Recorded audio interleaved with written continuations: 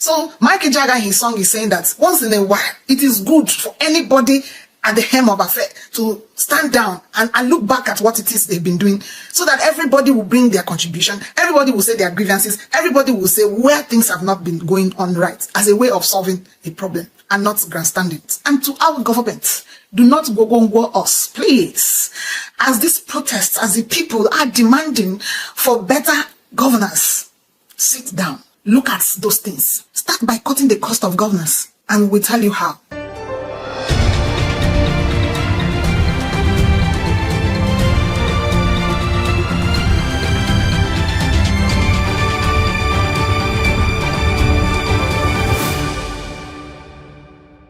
Hello, wonderful viewers, most revered Nigerian people, Africans, welcome back to my channel. Thank you for all your subscriptions. Thank you for your belief that Africa will walk again. Today, I want to be your interpreter. I want to try my best to make you understand the meanings of a trending song of Igbo origin in Nigeria. That song has recently become a trend, a TikTok trend. Many people vibe to it. Many people do the challenge as projected by B.Jotter, but they really do not understand the meaning of the song. That song is a folk tale. It's called Akụkọ n'Egwu, meaning stories in songs, a way the traditional people of the Igbo tribe in Nigeria used to pass messages in those days and to drive home certain points and certain things they feel cannot be just said. Those days, strong meanings are embedded in proverbs, in adages, in songs, in certain expressions. And when those expressions are invoked, you begin to understand that it has gone beyond the ordinary. It's become a matter of importance. I'm going to try my best, and I want you to judge my interpretation. Put in the comment section what you think. Let's see if we can draw certain lessons from that trend as we relate it to the African government and its people. That song that people have popularly called Gwo Gwo Gwo Ngwo. Do you understand what that means? I hope I'll help you understand. Before I continue, I want to pay tribute to Mike Ejeagha, the original owner of that song. I want to also acknowledge B.Jotter, who in recent times brought it to limelight. The song type is a mixture of Ogene and Udumod. Those of you of the Igbo extraction will understand. Even though in recent times African music has been turned into Afro culture, Afro pop, Afro reggae, Afro different things, but basically Ogene, the tinenden sounds you hear, and Udumud. Those are the type of songs that are sung in twilight by the fireside or tales by moonlight.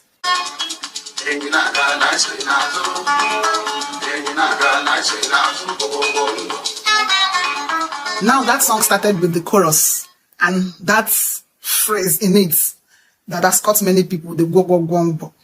You might not understand that chorus until the very end of that music, the last stanza of the story. That is when you will understand the chorus. It's a story that tells of betrayal, that tells of the tragedy of a misplaced trust. It's a friendship between the elephant and the tortoise. And they two both had a singular interest. That interest was to get married to the daughter of the king, Adaeze. Ada is the first daughter, usually the first daughter, and Eze. So those days we gave names based on the inclinations, the activities, or what is surrounding the people involved. So people bear names like Adaeze. Adaeze means the first daughter of a king. Then these two creatures were interested in getting the daughter of the king. Meanwhile, the daughter of that king had stayed a long time in the father's home without being married, until the father one day summoned the family to inquire and to find out what exactly is the problem. Why are you not getting married? Why is it that the first suitor will come and you will not agree? The second suitor, the third suitor, you rejected all their proposals. And then these two creatures are also there in the mix. But the tortoise always is very cunning, always a schemer, always finding ways to cheat, to supplant, to have an undue advantage over other people. So the daughter of the king had told the father that unless any of his suitors came with an elephant, such that on the day of the ceremony, she will be on the elephant like a horse, indicating that she is the daughter of the king, like be the celebrant, a daughter of a king at that.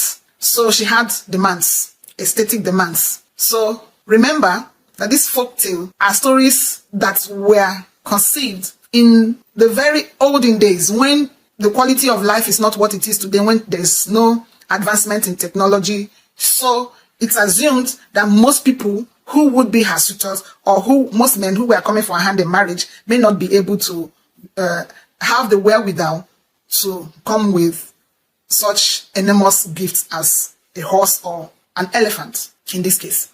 So the tortoise quickly ran to the house of his friend, the elephant, and he told him a story in deception. He deceived him to say that the king is going to buy Ofala. Those of you know what Ofala is in the Igbo culture, please put in the comment section. Ofala is a traditional ceremony. So he was made to believe that he's going to be the chairman in that ceremony. That is why the singer says, you will see how the supposed chairman, in this case the chairman, is the elephant, because the tortoise had told him that in the king's program of the day, he is going to be the chairman of the day. And he was startled, like, are you serious? Do you mean what you're saying, that I am going to be the chairman of the ceremony? And you know, the convincing prowess of the tortoise, he swept him off his feet and he believed him. In preparation, he was so happy. So he had told him that he will be the chairman. So the songwriter is saying, in this story, anyway, I'm going to start stanza by stanza to interpret them for you. So he had believed him and preparing, not knowing that the tortoise had planned to use him as the supposed any elephant that is needed for that ceremony. Being that he had the interest, it was a big thing to come close to the king. It was a big thing to have access to the king's palace if you are not a member of his cabinet. And then more especially if you wanted the daughter's hand in marriage. Moreover, this creature have been crushing on the king's daughter. Happily, he agreed to the proposal of his friend, the tortoise, who promised to escort him to the king's palace to introduce him to the king as the chairman of the occasion. Unfortunately for the elephant, the tortoise tricked him and used him to secure the position of the husband to the daughter of the king. In the story, you will hear exactly how he was able to achieve that. So I just gave you a summary. Let's get on to see if we can interpret it line by line as sung by Ejeagha. This is the chorus, and I'm going to interpret the chorus at the end so that you understand it. The song started with the chorus, but you will not understand the context until towards the end of that story.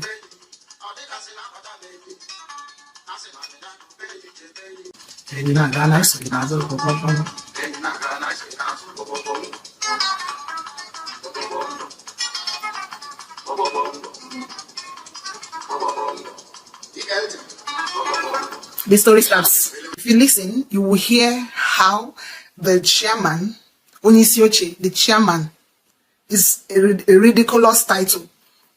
The chairman, in this case, the elephant, is a ridiculous title. He wasn't actually the chairman, but someone gave him the fake title and he took it up. So the Onisioche. If you listen, you will understand how the supposed chairman was betrayed, sold out. Now, usually when folk tales are told, there is always an expression that follows. When your grandparents tell you these stories, there are repetitions that you are expected to make. In this case, it's Gwo Gwo Gwo Ngwo. And most times these repetitions are taken from the behavioral pattern of the characters involved in the story, or the sounds they make, or a jeering expression. In this case, Gwo Gwo Gwo Ngwo is like the gigantic walking of the elephant and the sounds he makes. Like when we say Ogodogo, when somebody is a giant, we say the person is Ogodogo.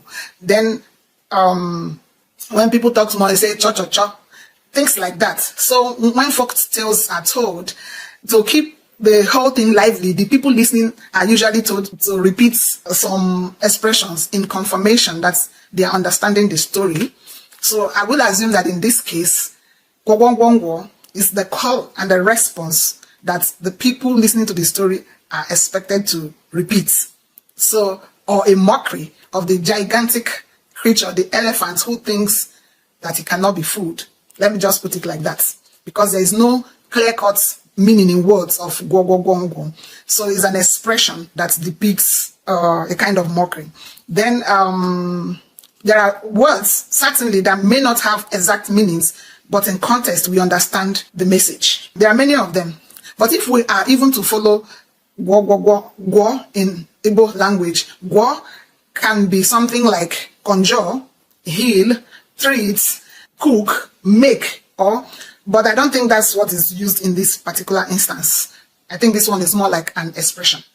So that Gwo Gwo Gwo Ngwo is your own part of the response. So it's just a mockery of the big man that was deceived. Now the story starts. Adeze, kadi biakatalo, biakatalo means that husbands kept coming for Adeze. Onye nubia oju, onye alabia oju. Dick, Tom, and Harry came and she refused.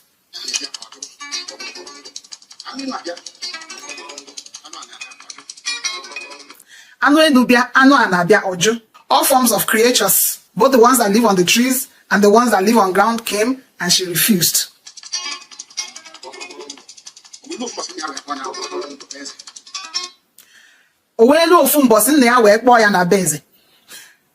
There came a day that the father called her to the Obi of the Eze. Obi is the Eze's hut, what we'll call the palace of the king. Called the mother, called the brethren, his brothers and sisters, and every of their kinsmen. That's every member of the family where she's involved.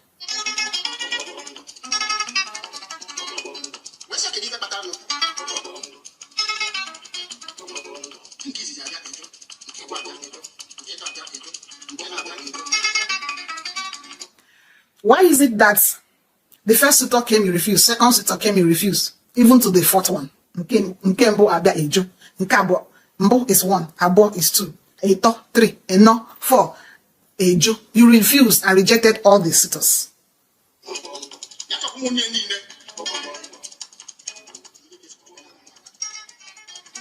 But that he would want the whole family to witness her wedding.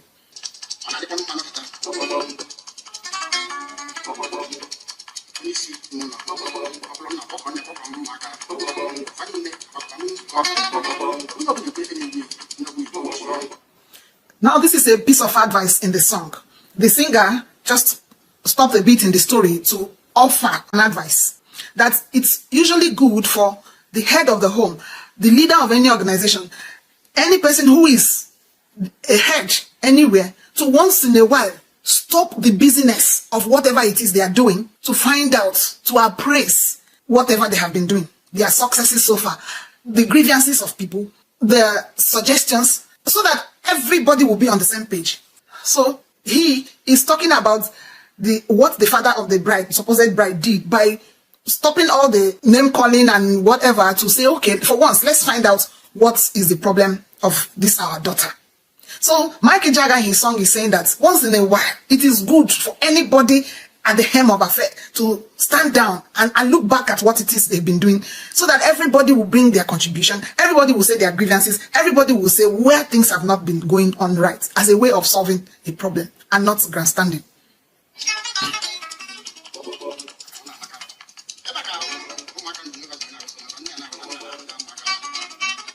He says it is by this that families will understand themselves, organizations will understand themselves, siblings will understand themselves, by just sitting together to look at things critically. This is how we can understand ourselves, whether at family level or any other level.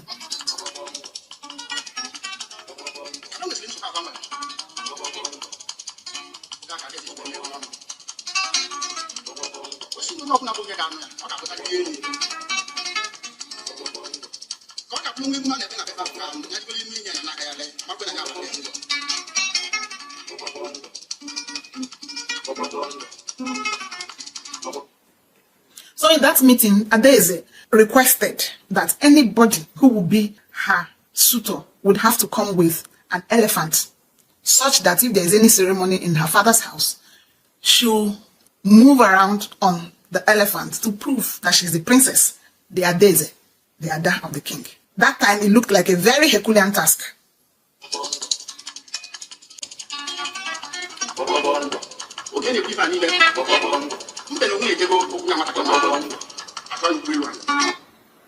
It says, as the discussion was going on, or in the whole saga, the tortoise had gone for the hand of the bride, the princess, in marriage, and they gave him the chase of his life, like a run.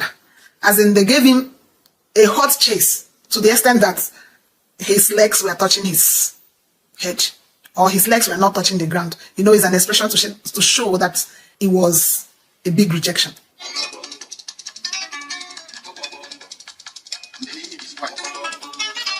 Meanwhile, the elephants and the tortoise were good friends.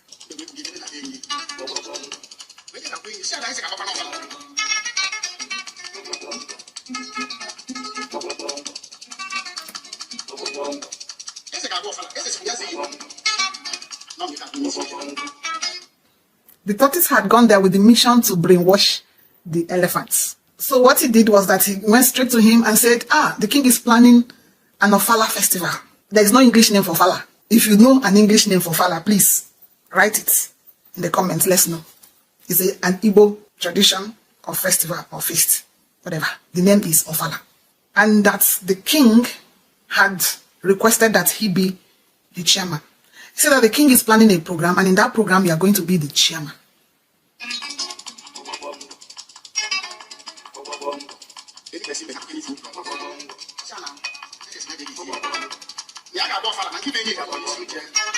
It was like, what did you just say? What did you just say? He said, yes, I mean what I said. The king said to tell you that in this feast, in this program, you are going to be the chairman.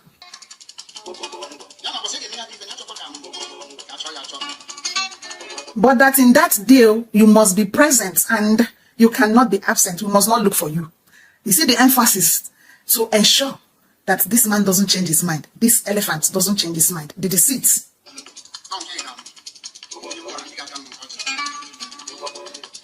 Because that he will be the one to bless the kola and serve the kola to the visitors. He's giving him reasons why he should not be absent on the big day. The elephant was so happy, because he has been looking for a way to get closer to the king's home because of his interest on the princess. Because of his interest, you know, the elephant has been crushing on the princess, on Adaeze, and wanted a medium to get closer to him. Those of you that are in love, you know and understand the scenario. So he's been looking for opportunity to come closer to the palace, and he felt, oh my God, opportunity presents itself.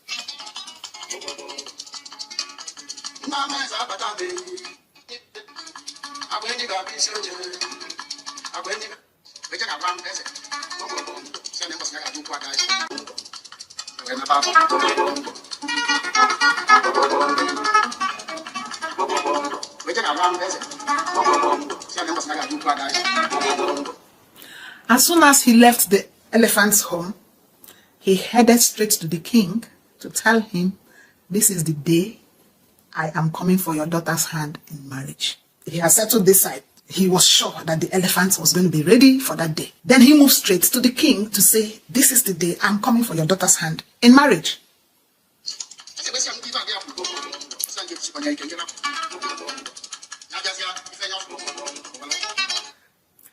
And the king inquired, are you aware of my daughter's request? And he was like, forget it. Don't mention. That day, by the time I come, whatever you see, you take. Like, leave it for the day. Don't be surprised. That day, anything you see, you take.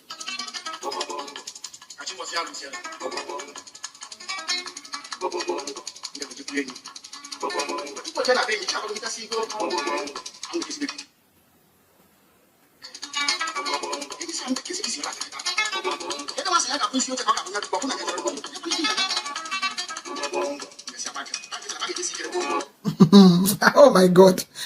When they call the tortoise a schemer, this is where you will understand it. On the third day, the tortoise went very late to the elephant. Remember, he is the one to bring the elephant to the king. And the elephant had woken up very early, prepared, waiting for him. but he went very late. He had a sinister plan. Because he's slow and the elephant is fast, he wanted a situation to make the elephant feel like we are running very late and we have to hasten up and you have to carry me. He boxed the elephant. Let's go on. So he went very late to the elephant. The elephant was furious, like angered, like, why are you just coming now? I have been ready, waiting for you. How is it that it is today that I'm supposed to be the chairman that I will be late to the ceremony? The tortoise purposely went very late when the sun had gone down. And he replied not to worry, that they're going to hurry up. And the elephant said, okay, let's go, let's go.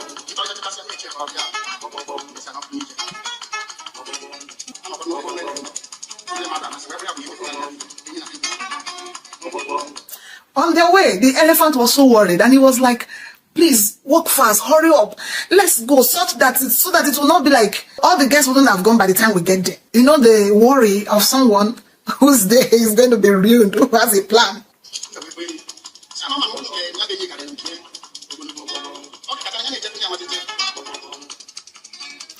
The tortoise told the elephant that, you know, your legs are bigger than mine. While walking, slow down a bit for me.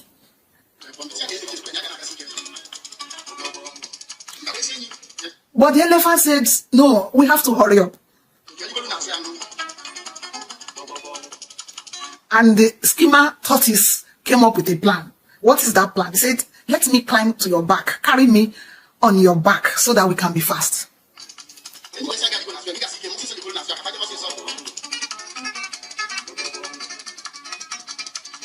And the elephant, who is in need, agreed and said he should hurry up to his back. Hurry up to climb on his back.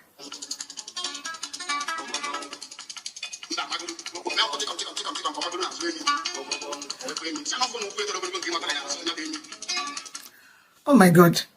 As I'm telling you this story, you might not appreciate the enormity of the situation, like the what's at stake. Like, you know, when we do some interpretation, sometimes the seriousness of matters are being watered down, but just manage. Then the tortoise still came up with another plan, another scheme. He just did this, you know, you hear where he said, like he stretched his short leg, you know how the tortoise leg is, and said, elephant, you know my legs are too small to climb. Can we do this next plan? And what's that plan? Listen.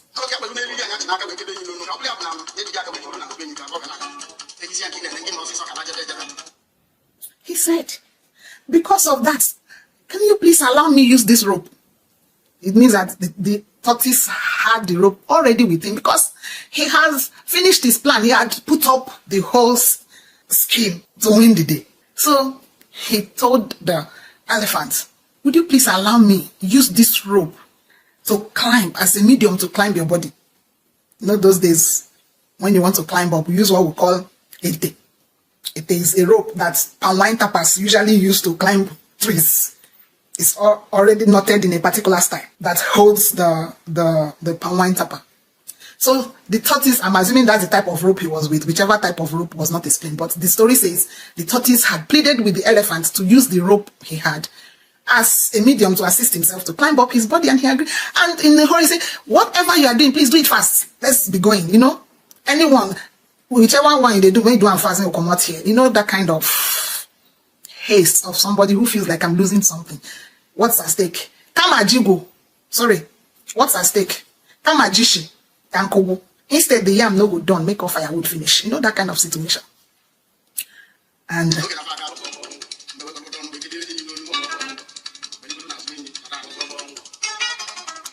guess where the tortoise puts that rope? On the neck of the elephant. He didn't put on his waist, he put it on his neck and climbed his back.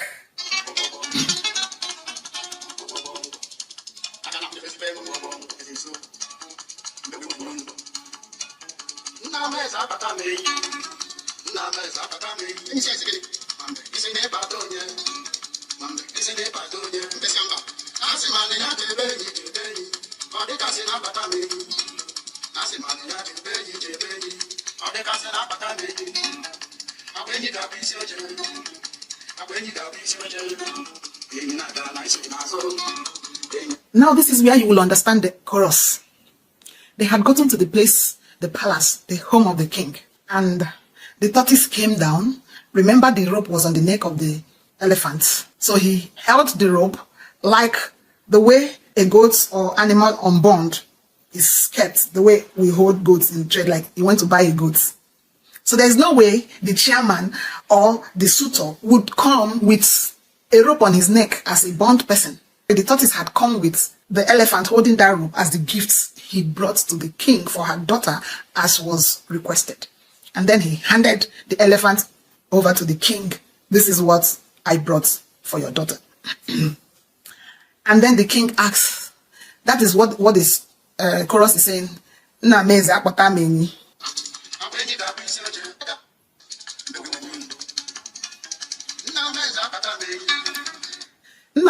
Like, my lord the king, I've brought the elephant. But the word used in the song is not I brought. Akpata.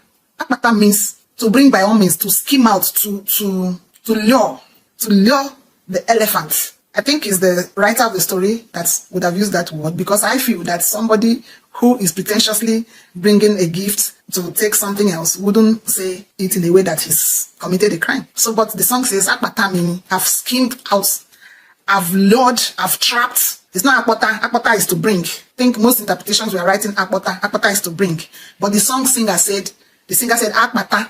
Akpata means I have lured him, I've brought him by all means. I don't know the right word for that. I don't know the right word to use now, but I have lured the elephant.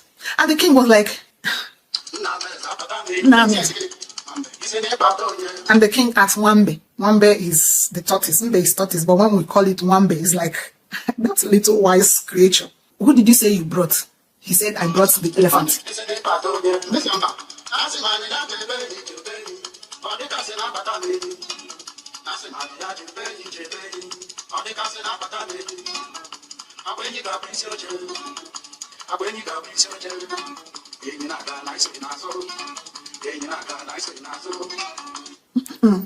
So in this context, what I will understand, he says no. As in, the king was perplexed, like, what did you just do? Did you say you lured the elephant?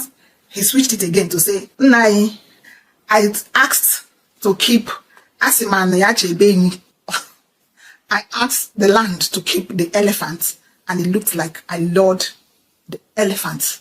The sentence didn't really explain it like this, but that is the meaning it's given. Like, the king would have been surprised. What did you just do? What did you just do? And he's changed it again to say, let the land protect the elephant. And now I brought the elephant for safekeeping, and now he's looking like I lured the elephant.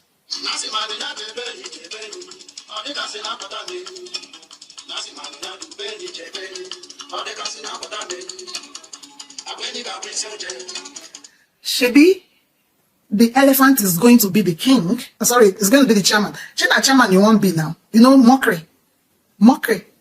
And then there's another aspect of that too. Aside the mockery, when somebody had done something that you are not part of, and they want you to corroborate their lies, and they will say it in a way for you to affirm it. So aside the mockery on the elephant, Shebi, you go be the chairman now.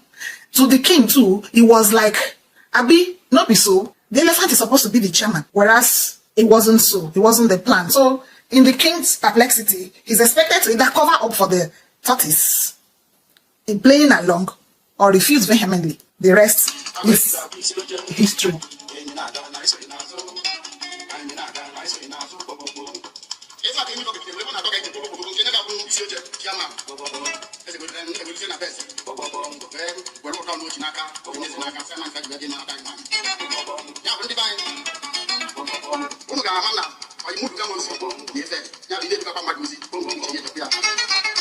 Now there's another aspect. When the tortoise told the king that I have brought the elephant, it was shocking to the elephant. Like, seriously, what did you just say? Did you say you brought me? And the tortoise switched it again to say, no, I was just saying that the land should protect the elephant. He just lied about what he said. Like I'm telling the land to keep the elephant, to protect the elephant, whereas what he had told the king is that I have brought the elephant for the supposed marriage. And lies. You can see lies. One thing about lies is that it will take a bigger lie to cover for the first lie.